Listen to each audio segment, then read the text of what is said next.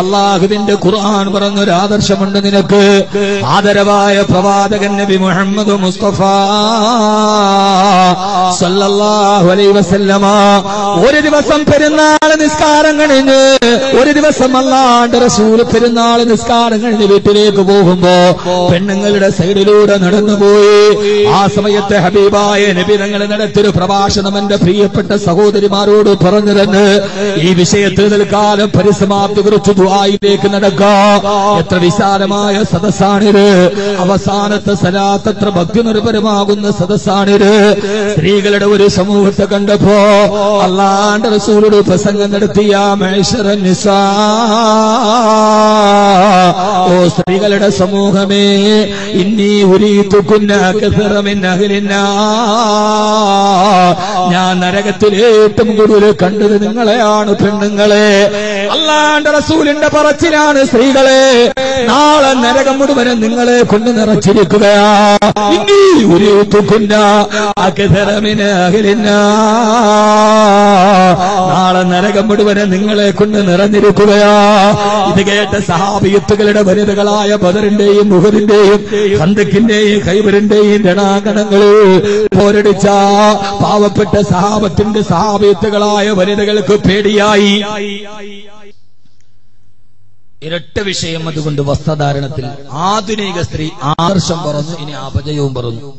Conclude ചെയ്യാൻ ഹബീബായ നബി തങ്ങൾ പറഞ്ഞു, നാളെ നരകത്തിൽ ഏറ്റവും കൂടുതൽ ആരാ?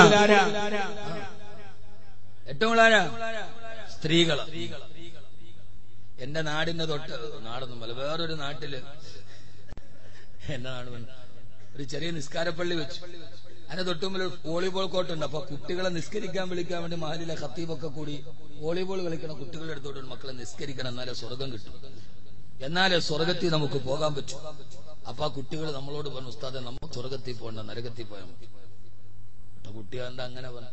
അമ്മനില്ല, സ്വർഗത്തിൽ പോയാൽ കാലാകാലം അവിടെ തന്നെയല്ലേ കിടക്കാൻ പറ്റും, വേറെടുത്ത് പോയാൽ അത് പറ്റൂല. ഖാലിദീന ഫീഹാ അബദ. ഈ സ്വർഗത്തിൽ പോയാൽ കുറെ തങ്ങന്മാരെയും കുറെ മൊയ്ലിയാക്കന്മാരെയും കുറെ ആജിയാക്കന്മാരെയൊക്കെ അല്ലേ കാണാൻ പറ്റും. നരകത്തിൽ പോയാൽ കാവ്യ മാധവനെ കാണാം, നവ്യ നായരെ കാണാം, ഷംന കാസിമിനെ കാണാം. സർവ്വ ആളുകൾ അവിടെ അല്ലേ ഉസ്താദുള്ളത്. അപ്പൊ അതുകൊണ്ട് തൽക്കാലം അവിടെ ഇരിക്കില്ല ഒരു സുഖം, അവിടെ ഇരിക്കില്ല ഒരു സുഖം. അതൊരു സുഖമുള്ള സ്ഥലമല്ലല്ലോ കുട്ടിയെ. നാളെ നരകത്തിൽ ഏറ്റവും കൂടുതൽ പെണ്ണുങ്ങളാണ്. എന്താ കാരണം? ഇതൊരു പുരുഷവാദത്തിന്റെ ദീനൊന്നുമല്ല. പെണ്ണുങ്ങൾക്ക് പേടിയായി. നരകം എന്ന് പറഞ്ഞപ്പോ പേടിയായി. കാരണം എന്താ? അവര് മദീനത്തെ പ്രഭാഷണത്തിൽ അല്ലാഹുവിന്റെ റസൂൽ എന്ന നാവ് കൊണ്ട് നരകം നേരിട്ട് കേട്ടവരാ. അവര് ജിബ്രീൽ വരുന്നത് കണ്ടതാ. ഹബീബായ നബി തങ്ങൾ പറഞ്ഞു, യാ മഅ്ശറൻ നിസാ ഇന്നി ഉരീതുകുന്ന അക്സറ മിൻ അഹ്ലിന്നാർ,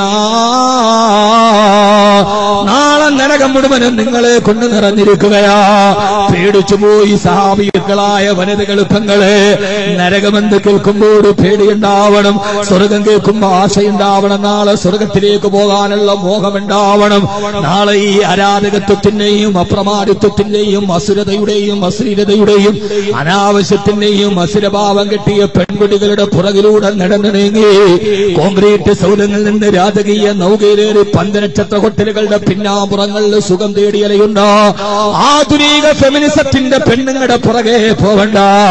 സോഷ്യൽ മീഡിയയിലും ഫേസ്ബുക്കിൽ നിന്നെ മാടി വിളിക്കുമ്പോ അതൊന്നും വേണ്ട പെങ്ങളെ. ചരിത്രത്തിന്റെ ആയിഷയാവാ, ചരിത്രത്തിന്റെ ഭാത്തിമയാവാ, ചരിത്രത്തിന്റെ താരാപദങ്ങളിലൂടെ കടന്നു കണ്ടിട്ട് പരിമിതികളോടും പരിദേവനങ്ങളോടും ഇല്ലായ്മകളോടും വല്ലായ്മകളോടും ആകുലതകളോടും വ്യാകുലതകളോടും സുഖത്തിനോടും ദുഃഖത്തിനോടും കണ്ണീരിനോടും കടലിനോടും കവിൾത്തടത്തിലൂടെ കണ്ണുനീര് മുഴുവന് കടൽ തുള്ളി പോലെ ഒലിച്ചിറങ്ങുമ്പോഴും വേണ്ടയാ റസൂലല്ലാഹ്. ഫാത്തിമ എന്താ മോള്? 2 മാസമായി ഉപ്പാടെ മോള് ഭക്ഷണം കഴിച്ചിട്ടുപ്പാ. മോളെ ഫാത്തിമ എന്ന് വിളിക്കുമ്പോ ഉപ്പ എന്നെ ഓർത്ത് വിഷമിക്കണ്ട, എനിക്ക് ഉപ്പാന്റെ കൂടെ സ്വർഗത്തിലൊരു സ്ഥാനം മതി എന്ന് പറഞ്ഞു കൊടുത്ത ഫാത്തിമയെ പോലെ ചരിത്രത്തിന്റെ താരാപദങ്ങളിൽ വെളിച്ചം നൽകിയ വഴിവിളക്കുകളെ പോലെ വരാനെടുക്കുന്ന ലോകത്തിന്റെ എല്ലാവിധ പേക്കൂത്തുകൾക്കും തങ്ങളുടെ ആദർശം കൊണ്ട് മറുപടി പറഞ്ഞു കൊടുത്ത അസ്വാജ് നബി മുസ്തഫ സല്ലല്ലാഹു അലൈഹി വസല്ലമ. അതുകൊണ്ട് പെങ്ങളെ ആയിഷയാവുക, പെങ്ങളെ ഫാത്തിമയാവുക, പെങ്ങളെ സൈനബായി മാറുക. ഇഷ്ടപ്പെട്ട കാരി സൈനബ് ഉച്ചക്ക് വേണ്ടി അള്ളാന്റെ റസൂൽ തന്റെ ഉപ്പയും പോകുമ്പോ ആ സമയത്ത് അവർക്ക് തങ്ങൾക്ക് ഭക്ഷണം കെട്ടിക്കൊടുക്കുമ്പോ കെട്ടിക്കൊടുത്ത ഭാഗം കീറിപ്പോകവേ തന്റെ അരപ്പട്ട വലിച്ചു കീറി അരപ്പട്ടയില് ഭക്ഷണപ്പൊതി കൊണ്ട് മുത്തു റസൂലിനെ കാത്തുനിന്ന ഇരട്ടപ്പെട്ട കാരി സൈനബ്.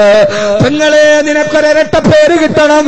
ആ ഇരട്ട പേര് ഇരട്ടപ്പെട്ട കാരി ദാത്തു നിത്താഖ് മഹദിയായ സൈനബ് റളിയല്ലാഹു അൻഹാ.